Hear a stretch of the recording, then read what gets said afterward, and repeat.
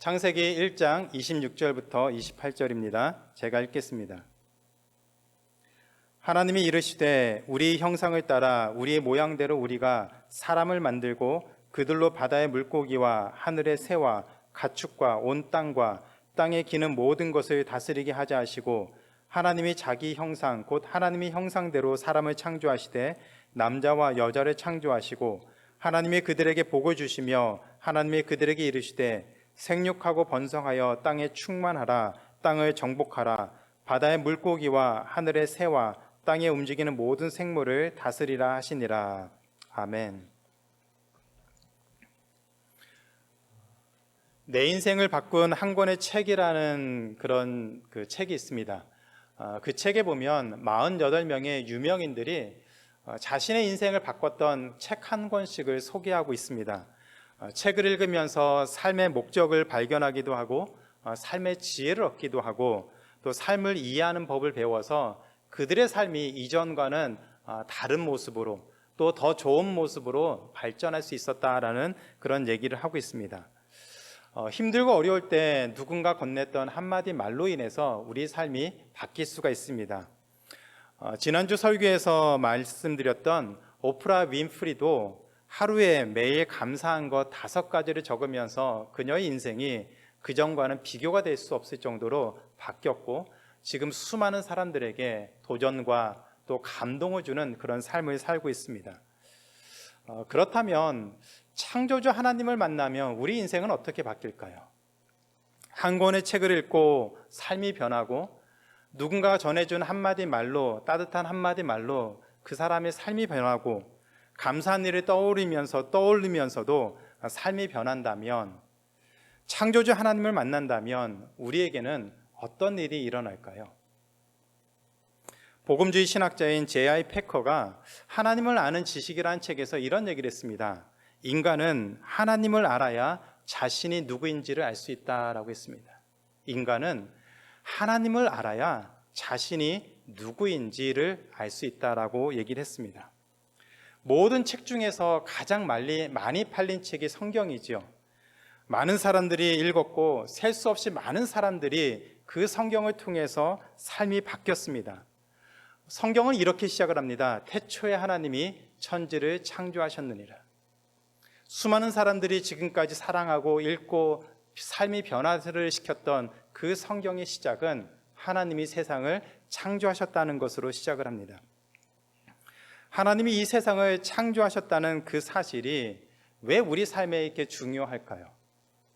하나님이 세상을 창조하셨다는 그 사실이, 또 창조주 하나님을 만나야 한다는 그 사실이 왜 우리 인생에 중요할까요? 그것은 창조에는 목적이 있기 때문입니다. 우연히 생긴 것은 목적이 없습니다. 그러나 창조는 목적이 있습니다. 나무를 가지고 조각을 할 때에도 무언가를 만들려고 하는 그런 목적을 가지고 나무를 조각을 하지요. 하얀 종이 위에 그림을 그려나갈 때도 무엇인가 그리고 싶은 목적이 있어서 그 그림을 그려나가기 시작합니다. 그래서 원하던 것이 나오지 않으면 그리던 것을 버리거나 조각하던 나무를 버리고 폐기 처분하게 됩니다. 무엇을 계획하거나 만들 때는 그 목적이 있고 그 목적에 따라서 모든 것들을 준비하고 움직이게 되어 있습니다. 하나님이 세상을 창조하셨다는 것은 창조에는 분명히 목적이 있다는 사실을 우리에게 얘기를 하고 있습니다. 방향성이 있습니다. 이처럼 하나님의 목적을 가지고 세상을 창조하셨기 때문에 하나님을 알아야 우리가 누구인지 알 수 있고 우리가 어떻게 이 세상을 살 수 있는지를 알 수가 있습니다. 반대로 하나님을 모르면 무엇을 가지고 살아가야 되는지도 모르고 목적이 있는 것처럼 세상을 열심히 살아가는 것처럼 보일 수는 있지만 실제로는 하나님이 주신 목적을 모른 채 삶을 방황하는 것이 그런 모습으로 살 수밖에 없습니다. 전 세계적으로 많은 사람들이 읽었던 그 릭 워렌 목사님의 목적이 이끄는 삶이라는 책이 있었습니다. 아마 여기 대부분 분들 다 읽으셨을 줄로 압니다. 모든 사람은 창조주 하나님이 주신 삶의 목적이 있다라는 그런 얘기입니다. 하나님이 각자에게 한 사람 한 사람에게 그 사람을 위한 분명한 목적을 주셨고 우리는 세상을 살아가면서 그 목적을 찾아서 그 목적을 성취하고 그런 과정을 통해서 하나님께 영광 돌리는 삶을 살아야 된다는 그런 얘기입니다. 이것은 그리스도인이 아닌 사람들도 이 책을 읽고 많은 감동을 받고 자신이 어떤 목적을 가지고 살아야 되는지에 대한 수많은 고민을 했다는 얘기도 많이 있습니다. 각자가 하는 일을 통해서 하나님을 알고 또 하나님을 어떻게 영화롭게 섬겨야 되는지 우리가 찾고 준비하는 모든 삶을 살아야 된다라는 얘기를 합니다. 그런데 창세기 1장 26절부터 28절은 우리에게 근본적인 창조 목적이 있음을 얘기를 하고 있습니다.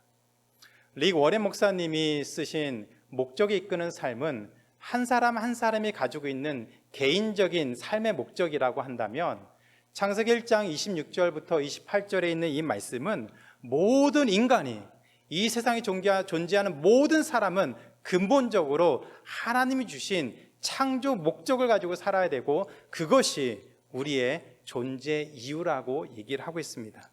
우리가 존재하는 이유는 하나님이 우리를 창조하셨을 때 우리를 위해서 계획하셨고 우리를 위해서 방향을 정해놓고 우리로 하여금 그쪽으로 살라고 하신 그 창조 목적과 방향을 아는 것과 그것을 이루는 삶을 통해서 하나님이 우리에게 향하신 크고 놀라운 일들을 우리가 이루면서 살 수가 있습니다.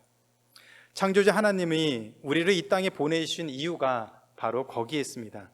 우리가 일을 하면서 사람들과 만나면서 이 세상에 살아야 되는 중요한 이유가 바로 창조 목적인 것을 분명하게 얘기를 하고 있습니다. 창조주 하나님이 그 목적을 가지고 우리를 이 땅에 보내셨습니다. 따라서 우리가 하나님이 우리를 이 땅에 보내신 그 목적을, 그 이유를 분명히 안다면 우리 삶에 놀라운 변화가 일어날 수밖에 없습니다. 만약에 우리가 그것을 모른다면 우리는 우리 개인이 세운 목적을 가지고 그것을 이루기 위해서 살아가지만 우리가 하나님을, 창조주 하나님을 알고 그 하나님이 우리를 이 땅에 보내주신 분명한 목적을 안다면 우리 인생의 목적이, 방향이, 삶의 질이 분명히 달라질 수밖에 없습니다. 우리의 존재 이유와 삶의 목적을 위해서 우리는 먼저 우리의 정체성을 알아야 합니다. 우리는 먼저 우리의 정체성을 알아야 합니다. 첫째로 우리는 하나님의 형상으로 창조된 하나님의 걸작품입니다. 우리는 하나님의 형상으로 창조된 하나님의 걸작품입니다. 온 우주 만물을 창조하신 하나님은 6일 동안 빛과 어두움, 해와 달과 별을 창조하시고 풀과 물고기, 그리고 새와 짐승들을 창조하셨습니다.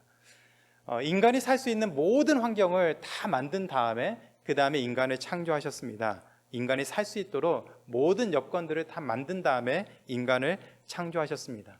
그리고 인간을 위한 특별한 계획을 가지고 계셨음을 분명히 말씀하고 있습니다. 그런데 인간을 창조하셨을 때 다른 피조물과 구별되는 굉장히 놀라운 특징이 한 가지 있었습니다.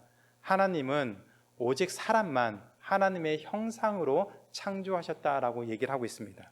하나님은 다른 모든 피조물에 없는 오직 사람에게만 하나님의 형상으로 창조하셨다라고 얘기를 하고 있습니다. 하나님의 형상으로 창조되었다는 말은 하나님이 가지고 계신 어떤 눈, 코, 입에 같은 그런 어떤 외적인 모습을 의미하는 것이 아닙니다. 하나님의 영이시기 때문에 외적인 모습을 얘기하지 않습니다. 하나님의 성품을 인간에게 주셨다는 의미는 하나님의 성품을 우리 인간에게 주셨다는 의미입니다.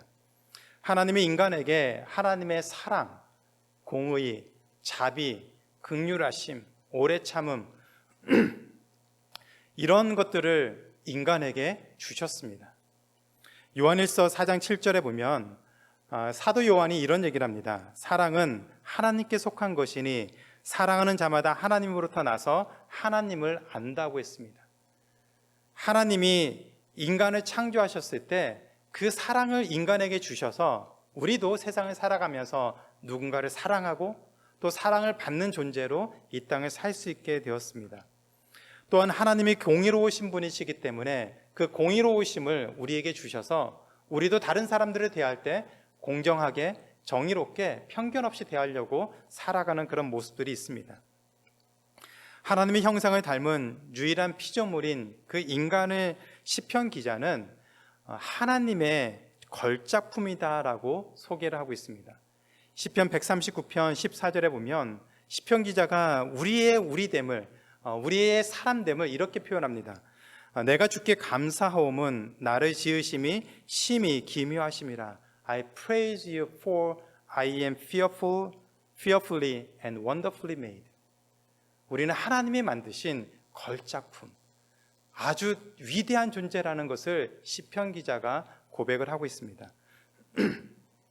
흔히 메이드 인 차이나라고 하면 싸고 품질이 떨어지는 것을 많은 사람들이 그렇게 생각을 하죠. 메이드 인 코리아라고 하면 그래도 우리 입장에서는, 한국 사람이기 때문에 우리 입장에서는 그래도 믿음이 간다라고 말을 합니다. 어디서 만들었는지가 참 중요합니다. 우리를 만드신 분이 하나님이십니다. 메이드 인 가드지요. 하나님의 형상으로 만들어진 걸작품이 바로 우리입니다. 하나님이 우리를 그렇게 멋지게, 아름답게, 놀랍게 만들어서 이 땅에 보내셨습니다. 흔히 외모나 재산이나 직업이나 사회적인 지위 등으로 사람을 판단하죠. 그런 세상적 기준에 휘둘리지 말아야 되는 이유는, 휘둘리지 않아도 되는 이유는 하나님이 우리를 하나님의 성품으로, 그리고 걸작품으로 만들었기 때문에 우리가 가지고 있는 어쩌긴 외적인 환경과 우리가 가지고 있는 그런 것이 우리를 세상 사람들 앞에 부끄럽게 만들지 않는다는 말입니다. 우리는 하나님의 형상으로 창조된 하나님의 걸작품이기 때문에 우리가 가지고 있는 그 어떤 것도 우리의 하나님의 자녀됨을 방해하거나 막을 수 있는 것이 아무것도 없습니다. 우리의 외모나 성격이나 가진 것이나 가정 환경이나 건강이나 이런 모든 것들이 우리의 하나님의 자녀됨을 방해하거나 막거나 그것을 낮추거나 부끄럽게 만들 수 없다는 얘기입니다. 바로 우리가 그런 존재입니다.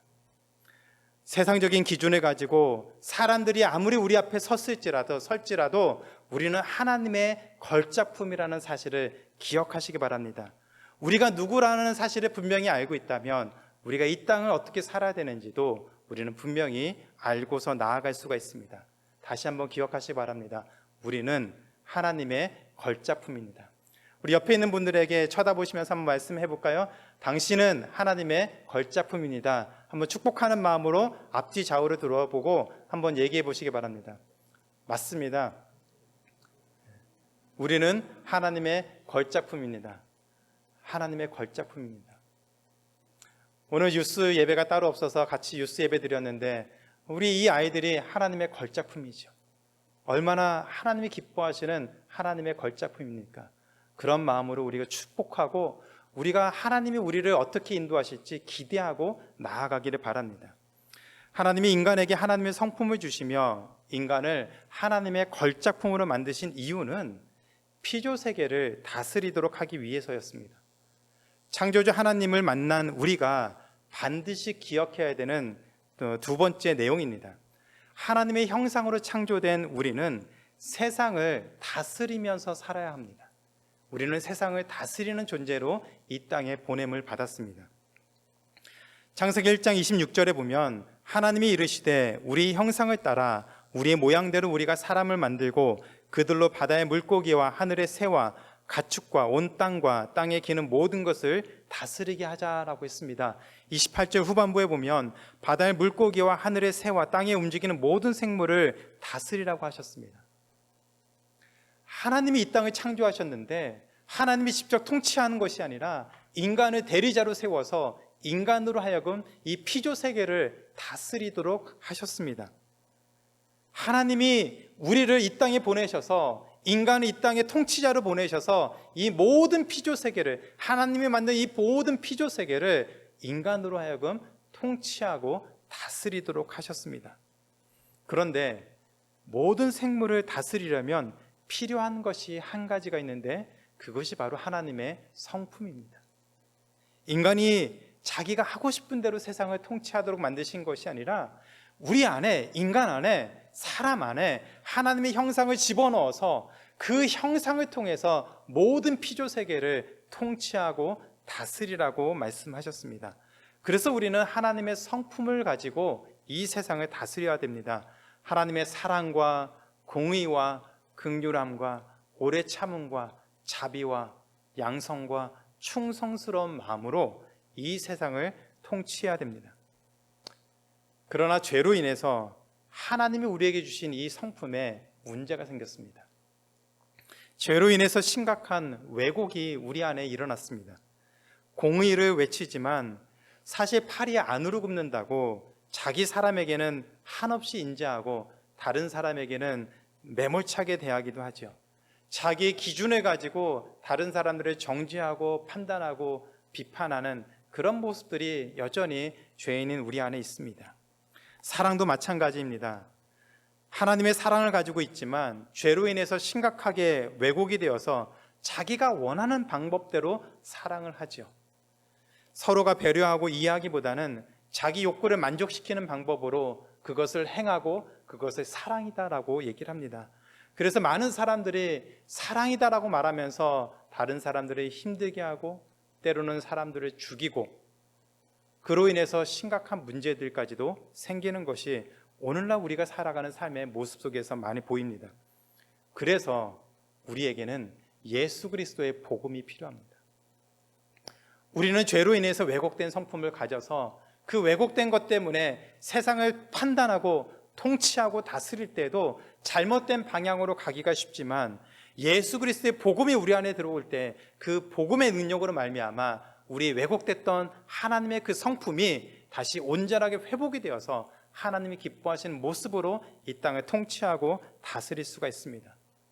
물론 이런 변화가 어떤 사람에게는 좀 더 빠르게 일어나고 어떤 사람들에게는 좀 더 느리게 일어날 수 있습니다. 그러나 중요한 것은 모든 사람에게는 예수 그리스도의 복음을 알고 있는 믿음으로 고백하는 모든 사람에게는 그 변화가 반드시 일어날 수밖에 없습니다. 반드시 일어납니다. 예수님을 정말로 우리가 믿는다면, 우리 마음의 중심으로부터 예수 그리스도를 우리 구주로 우리가 고백하고 믿는다면 우리 삶에 분명한 변화가 일어날 수밖에 없습니다. 그것이 복음의 능력입니다. 예수님을 정말로 믿으면 우리는 창조주 하나님을 만날 수 있고 그 창조주 하나님을 만남으로 말미암아 우리 원래의 모습으로 회복되어서 하나님이 우리에게 맡겨주신 그 사명을 이루면서 살 수 있습니다. 예수님을 믿기 전에는 우리 생각에 갇혀서 자기와 자신과 가족만 생각하고 살죠. 그러다가 예수님을 믿고 만나면 다른 사람들을 생각하게 되고 다른 사람들을 섬기게 되고 다른 사람들을 도우면서 살려고 합니다.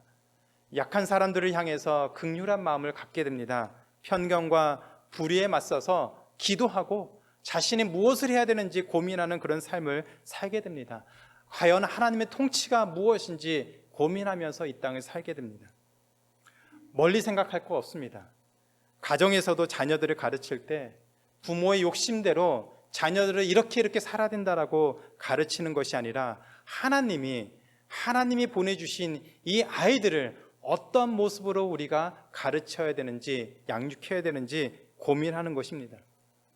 공부 열심히 해서 좋은 대학 가고 좋은 직장에 취직해서 돈 많이 벌고 행복하게 잘 살라고 가르치는 것이 아니죠.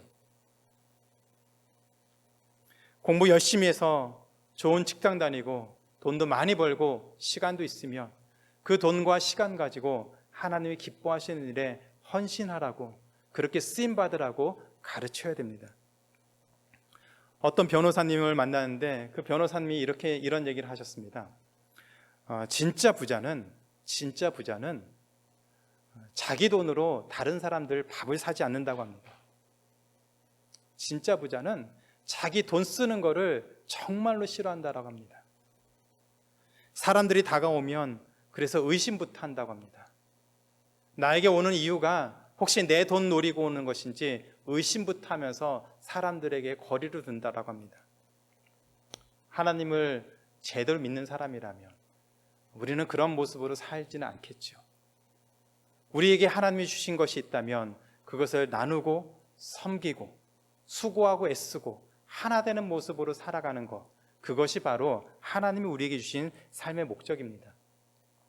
교회도 내 교회만 생각하는 것이 아니라 우리 교회를 통해서 하나님이 기뻐하시는 모습이 어떻게 일어날지 관심 갖고 복음을 전하는 방법들을 함께 찾아야 합니다. 교회가 커야지만 지역을 돕고 누군가를 도와주고 하는 것이 아니라 교회가 크던 작던 반드시 교회는 그런 모습으로 교회를 섬기고 지역을 섬기고 또 어려움에 처한 사람들을 섬기는 모습으로 나아가야 됩니다. 그렇게 복음을 전하는 삶을 살아야 합니다. 제 동기 목사가 한국에서 4년 전에 교회를 개척했습니다. 아직도 여러 가지 재정적으로 힘이 듭니다. 그런데 이번에 저희가 드림교회를 개척한다는 소식을 듣고 그 교회에서 드림교회 홈페이지를 제작하고 유지하는 비용을 다 대겠다라고 그렇게 얘기를 했습니다. 피터스버그에 있는 제 동기 목사는 드림교회 설립에 쓰라고 500불을 헌금을 했습니다. 그 교회들이 다 크고 여유가 있어서 도우려고 하는 것이 아니라 그것이 하나님이 기뻐하시는 일이기 때문에 다 자기 일처럼 기뻐하고 함께 즐거워하고 함께 동참하기를 원하면서 어떻게 해서라도 그 일에 동참하기를 원하고 있습니다. 직장이나 사업을 하면서 돈을 많이 버는 것만 생각하는 것이 아니라 함께 일하는 사람들과 어떻게 관계를 맺고 그들을 어떻게 섬겨야 되고 그들을 어떻게 하나님께 이끌어야 되는지 고민하면서 사는 것, 그것이 바로 하나님이 우리를 이 땅에 보내셔서 이 세상을 다스리라고 하신 그 명령에 순종하는 삶의 모습입니다. 나보다 약한 사람을 무시하는 것이 아니라 함께 살 수 있는 길이 무엇인지를 고민하는 것이 창조 명령에 순종하며 사는 것입니다. 친한 사람들과만 어울리는 것이 아니라 새로 난 사람들에게 마음을 열고 다가가는 것, 그런 모습이 세상을 다스리며 사는 하나님의 자녀의 삶입니다. 이것이 하나님의 성품으로 창조된 우리가 이 세상에서 하나님의 그 성품을 드러내며 쓰임받으며 살아가는 삶의 모습입니다. 저는 하나님 교회와 모든 그리스도인들이 이런 모습으로 살아가기를 기도하고 있습니다. 우리의 마음을 열고 우리 생각을 열어서 이제는 하나님이 기뻐하시는 뜻이 무엇인지를 고민하고 그 고민의 모습으로 나아가서 세상에서 소금과 빛의 역할을 감당하는 그 그리스도인의 모습을 우리가 소원하고 또 그런 모습을 닮아가는 그런 자리로 나아가는 우리 모두가 되기를 주님의 이름으로 축원합니다. 이처럼 하나님의 형상으로 창조된 우리가 하나님이 주신 삶의 영역에서 하나님의 뜻대로 다스리며 살기 위해서 세 번째로 기억해야 될 것이 있습니다. 바로 우리의 생각과 삶의 영역을 넓히면서 살아야 합니다. 하나님은 우리를 이 땅에 보내시면서 우리로 하여금 삶의 영역을 넓혀가면서 살라고 명령하셨습니다. 28절에 보면 생육하고 번성하여 땅에 충만하라, 땅을 정복하라고 했습니다.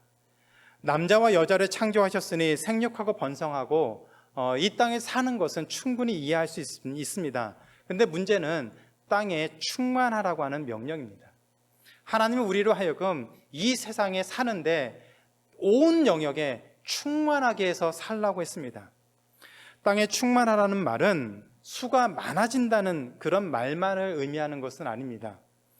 땅의 모든 곳에 흩어져서 차고 넘치며 살라고 하는 의미입니다. 흩어져서 그곳에 차고 넘치게 살라고 하는 의미가 땅에 충만하라는 의미입니다. 하나님의 자녀는 지구 구석구석에 흩어져서 그곳에서 하나님의 형상대로 다스리면서 살아야 합니다. 사실 흩어지는 것은 불편합니다. 사실 어딘가로 떠난다는 것이 편하진 않습니다. 사람이 나이가 들면 자꾸 어디로 다 떠나가는 것보다는 한 곳에 정착해서 살고 싶어 하죠. 어느 정도 안정적인 환경을 누리기를 원하고 이제는 그곳에 좀 편안하게 알고 있는 사람들과의 관계 속에서 그런 관계를 즐기면서 그렇게 사는 것이 아주 편안하고 자연스럽습니다. 그런데 하나님이 우리에게 안주하지 말고 흩어져서 살라고 하십니다. 구석구석 다른 사람들이 있는 곳으로, 다른 사람들이 가지 않는 곳으로 흩어져서 그 활동의 영역을 넓히면서 살라고 하십니다. 하나님은 우리에게 하나의 새로운 방향을 주셨습니다.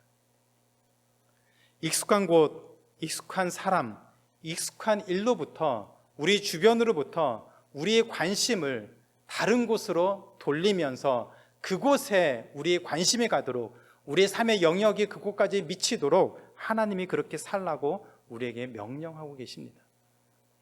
우리 생각의 지경을 넓혀야 합니다. 우리 삶의 지경도 넓혀야 합니다.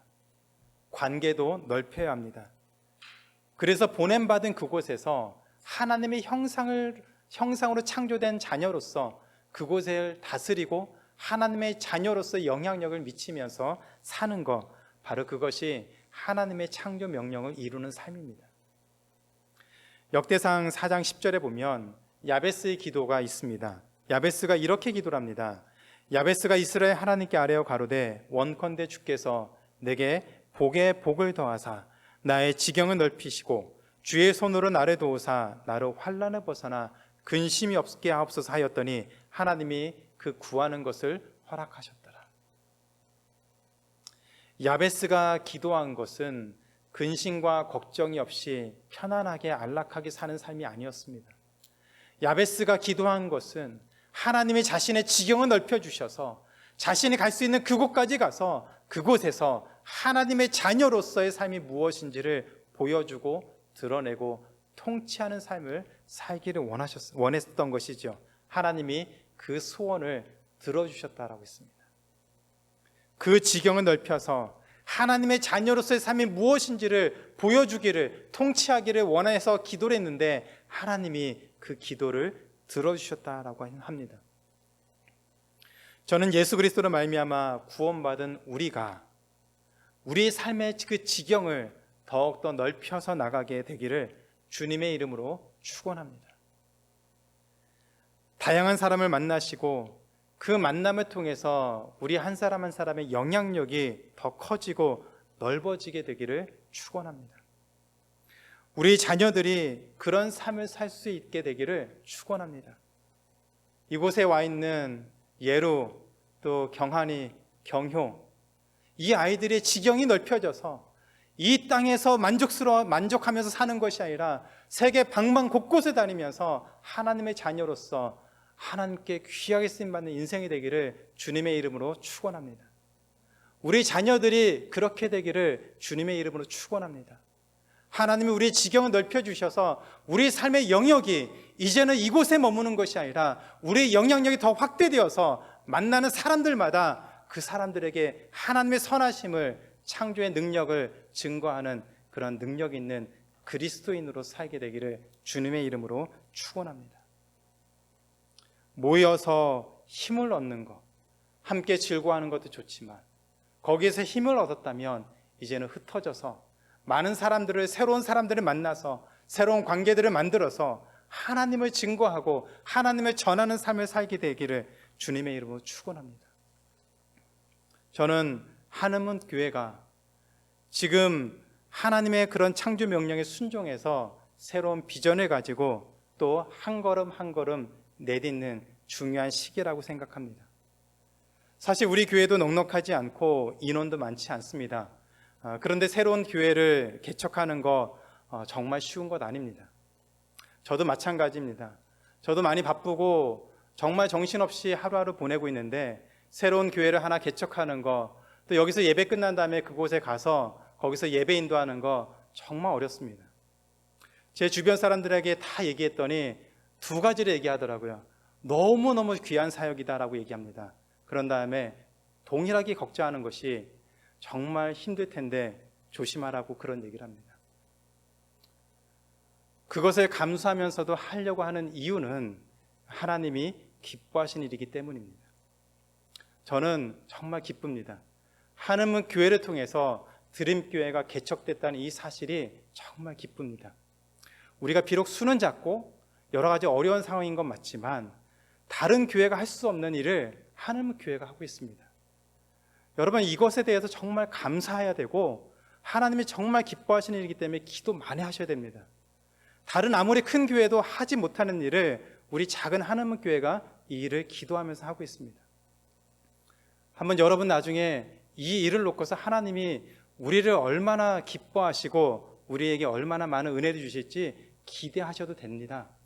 오늘 또 이렇게 정전사님도 함께 오셔서 우리 교회와 함께 신앙생활하고 함께 이 비전을 가지고 나아가기를 소원하고 이 자리에 참석했습니다. 드림교회 개척되면 그쪽 교회에도 합류할 수 있는 그런 가정들이 있습니다. 하나님은 교회를 통해서 지금 몇 개의 가정들이 새로 오게 되었고, 그리고 아직 하나님을 모르는 청년들에게 복음이 증거될 수 있는 놀라운 일이 일어납니다. 이 일이 기쁘지 않습니까? 전 너무너무 기쁩니다. 어저께부터 모든 것들을 준비하고 하는데 정말 마음이 두근두근거려서 정말 너무 감사하고 기쁜 시간을 보냈습니다. 이 기쁨을 우리가 함께 감당하고 함께 기도하고 함께 즐겼으면 좋겠습니다. 하나님께 함께 감사하고 한 마음으로 나갔으면 좋겠습니다. 그래서 하나님께서 이 하늘문 교회를 통해서 앞으로 행하실 그 일이 얼마나 크고 놀라운 것인지 한번 기대해 보시기 바랍니다. 제가 분명히 다짐하건대 하나님께서 기뻐하신 일을 하면 하나님께서 그것을 채워주시고 더 큰 은혜를 주실 줄로 믿습니다. 이것은 교회사의 공식입니다. 교회의 공식입니다. 하나님이 기뻐하신 일을 하면 하나님이 은혜를 주십니다. 그 믿음을 가지고 하나님께서 우리 개개인에게 또 하늘문 교회에게 주신 은혜들을 기억하시고 앞으로 하나님께서 행하실 것들을 기대하면서 우리 인생을 하나님 앞에 한번 멋지게 드려지고 쓰임받는 그런 삶이 되기를 소원하고 기도하면서 나가기를 주님의 이름으로 축원합니다. 이제 말씀 맺겠습니다. 전도서 12장 7절에 보면 전도서 기자가 이런 얘기를 합니다. 흙은 여전히 땅으로 돌아가고 영은 그것을 주신 하나님께로 돌아가기 전에 창조주 하나님을 기억하라. 우리 의식이 있는 동안에 우리가 죽기 전에 창조주 하나님을 기억하며 세상을 살아야 합니다. 우리에게 주인이 있음을 기억하며 살아야 합니다. 창조주 하나님이 우리에게 무엇을 명령하셨는지를 기억하며 살아야 합니다. 생육하고 번성하고 하나님의 형상으로 창조된 우리에게 곳곳에 다니면서 지경을 넓히면서 하나님의 형상을 가지고 그곳을 통치하고 다스리라고 하셨습니다.